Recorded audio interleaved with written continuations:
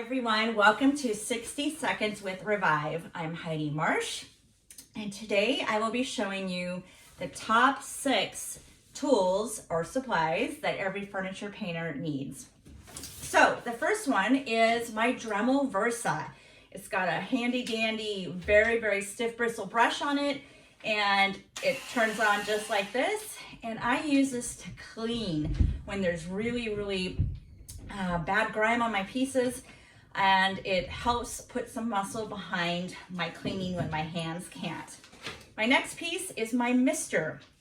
Again, all these very well used, but I use this for blending paint, and instead of getting a long heavy stream of water, it gets a very fine mist. My next one is safety, of course, and I've used this with the coronavirus as well, but this is my RZ-N95 mask, and I use this when I have to sand or when I'm putting on spray paint or other chemicals that I don't want to breathe in. It's got a valve and a carbon filter, and I absolutely love these. My next one is my Ryobi School Tools of Choice, and this is my quick turn drill, and it allows me to get into tight places, especially behind dresser doors. Or I can twist it, and it's long as well. And it is electric.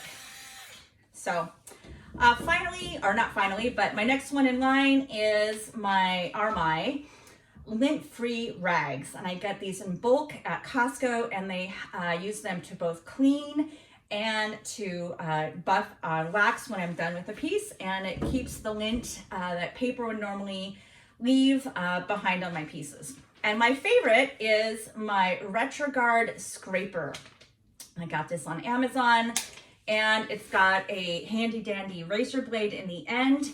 And I use this for pieces that have glass or mirrors, like in the doors or the windows per se. And when I paint and I need, instead of using painter's tape, if I get paint on the glass, I just use this to scrape off the paint, and it comes off like butter.